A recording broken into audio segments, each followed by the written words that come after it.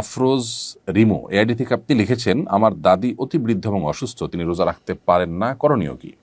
বোন আমেনা, আপনার দাদি যিনি অতি বৃদ্ধ এবং বয়সাধিক্যের কারণে তিনি রোজা রাখতে পারেন না, এবং এরকম ব্যক্তি সুস্থ হয়ে আবার কখন রোজাগুলো রাখবেন সেই সম্ভাবনা একেবারেই ক্ষীণ, নেই বললেই চলে। এরকম ব্যক্তিদের জন্য শরিয়ার বিধান হলো ফিদিয়া দেওয়া।